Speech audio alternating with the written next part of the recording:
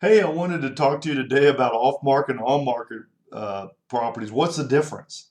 And I want to go through that. Before I do that, please check out my YouTube channel. Just looking at Brett Young, you'll see all kinds of videos here that's going to really assist you in how to find good investment real estate and how to sell your investment real estate. It has everything. I mean, I think I have close to 3,000 videos in here, so a lot of videos that you can go through. Check it out, how I update properties, all that. So please like and subscribe too while you're in there. So I'm going to be talking about three properties today, or four properties, excuse me. Two that we did for clients, and two other ones that we didn't do for clients that I know the history of. So let's look at one at 535 Heather.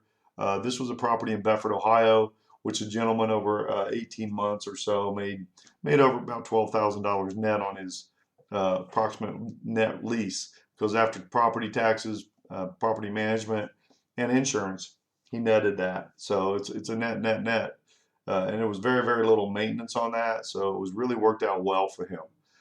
So he decided, hey, after this long, I want to sell it. I don't want it anymore. So we have it under contract in 35 days for he's going to actually get about 120,000 for it. He didn't want to put any money in it, so we didn't. And so this is, it looked good, but it just didn't look as good as it should. And so we did get rid of it. It's closing this week, and so you can do the numbers. He had about $7,000 overall in all the construction, because it was a pretty nice property when we bought it. So you can add the 7,000. So he has about 82 plus closing costs and commissions and all that. But again, you got to throw in the 12,000 net on his uh, rental income, and that's why I really think it's important when you're wanting to get income property that you look at the equity. It's huge. It's a really big wealth builder, as you can see. So let me look at the next property that we're going to be looking at, and that one's going to be closing in the next day or two.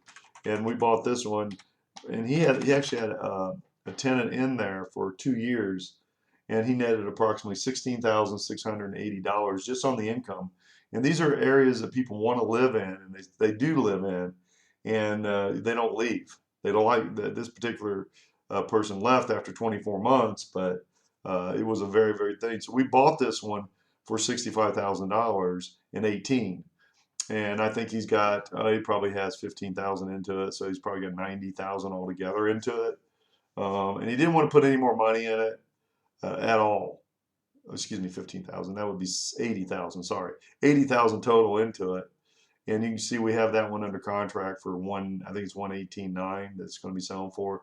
So you can do the numbers, 80 and 118.9. And plus the $16,680, and plus a very solid tenant that paid every month that he could actually, rely on for his income. So it was a good situation for him, and it worked well. So let's look at another property that we didn't buy. So this particular one is in Willowick. It's on Grandview, and this one was purchased, I believe. Let me see. There's one more here. I guess it was a wholesale deal, I guess. Let me look at the numbers. I can always look up the tax records here and see, but it was a wholesale deal that was purchased without things need to be checked out and looked at when you're doing that. Let me look at this one more time here and see if I can get that. It might be under a different, yeah. Yes, so here it is. So they paid uh, in 2018. They paid 35,000. These two, this guy did, and then somehow he did a quick claim deed for 12,500. So something funny was there. I don't know what was going on, but they got 35,000 in a house that is really unique and different, that is going to be very hard to sell. And they've had troubles with the tenants. The tenants don't want to leave. They don't have a good property management. The construction was good on it, but there was a lot more that needed to be done. There's a lot of money that needs to be put in this house to sell it for what it's worth. And you can see here it was sold once at 112 in 03, but it's been put on the market again at 129 that wasn't sold. So they wanted to move out pretty quick. So this is one that doesn't really have the equity. It may have some, but you're going to have a hard time selling it because of the layout. It's an older house. The garage is a mess. you have hopefully on the drain line when they do the point of sale that there's not any leaks in there, because if there are, they're going to have to dig up that whole thing and do it, which is quite a bit of money. There's a lot of rules in here. And then I wanted to look at one more that we did on this, and let me get the, so that was one. Then there was one over on Edson. Edson is in Mentor, Ohio, that we took that over for a client that had bought that for a wholesale deal. And let me see if I can look it up here. Let's see here. I looked all these up before I did this. And anyway, let me look here.